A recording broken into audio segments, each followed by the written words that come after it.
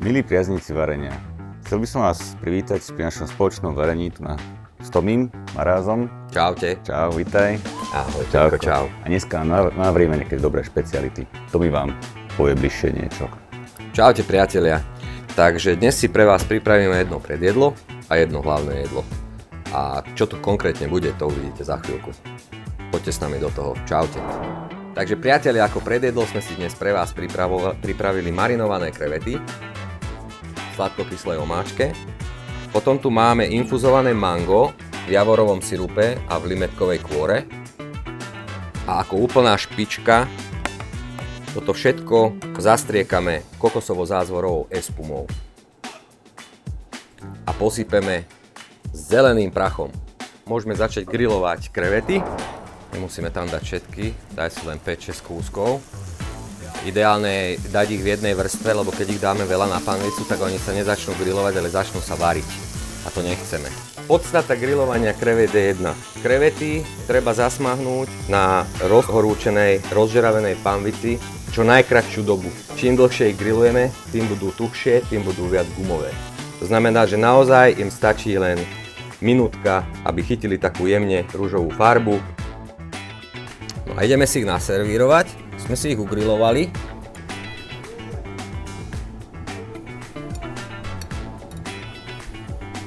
Na ne poukladáme už spomínané mango. Podľa chuti, samozrejme. Navrch nastriekame espumu.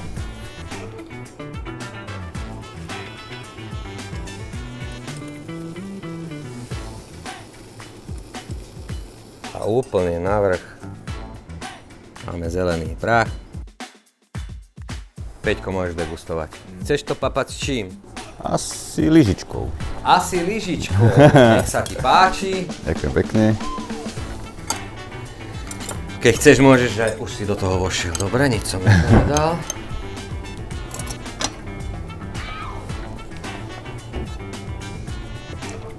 Čo, Peťko, čo povíš? Bože. Dá sa to raz jesť. To je dobré. Klobúk dole. Jak muchotrávka, raz sa to dá, ne? Ty kráľo. To je dobré sa. Už sa teším na druhé. Druhé jedlo sme si pripravili pre vás hovädzí stejčik zo sviečkovej, z argentínskej sviečkovej. A k tomu budeme servírovať takéto baby zemiačiky, ktoré sme si uvarili v šupke. Samozrejme, predtým sme si ich krásne poumývali. Uvarili v šupke a keď sú uvarené, tak ich veľmi jednoduchým a primitívnym spôsobom chytíme a rozpučíme. Keď ich máme takto pekne poukladané, do rozpáleného oleja priložíme zemiačiky a ufritujeme si.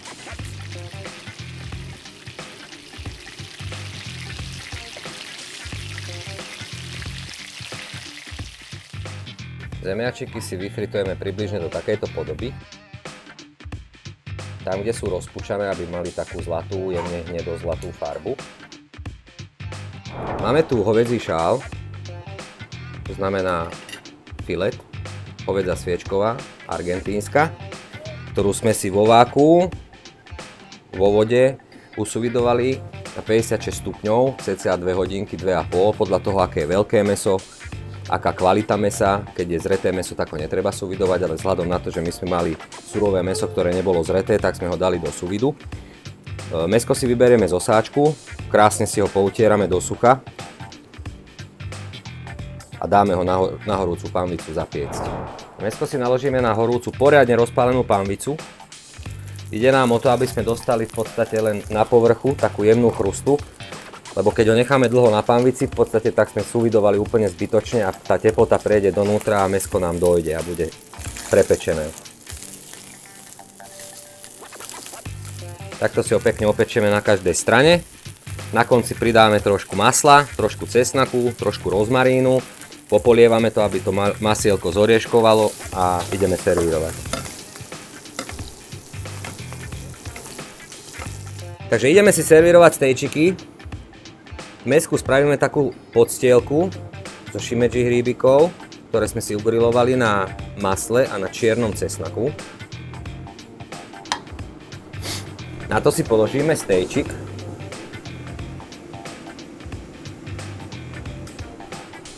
K tomu si priložíme už ufritované zemiačiky.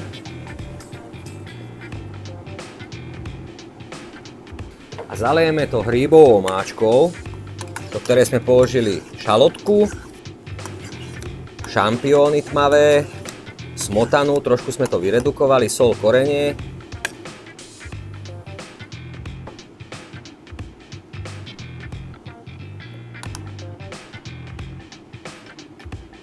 A navrch trošku zeleného posypeme.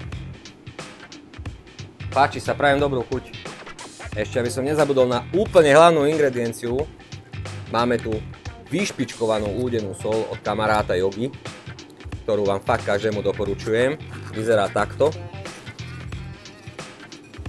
Je neskutočne úžasná chuťovo a neskutočne sa hodí do dochuteniu akéhokoľvek mäsitého jedla. A myslím si, že takto sme v poriadku prajem. Takže ešte raz prajem dobrú chuť.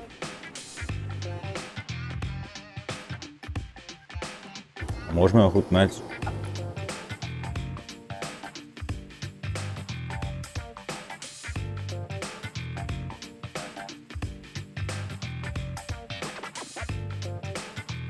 Je to božské. Je to tam? Peter. Môžeš sa ženiť.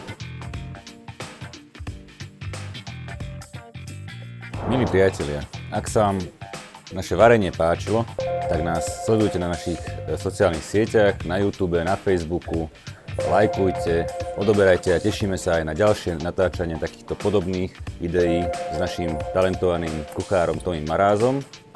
A ak by ste mali chuť, tak nás navštívte v našom štúdiu, my vám spravíme nejakú peknú vizualizáciu, návrh a v takejto kuchyni môžete variť aj u seba doma.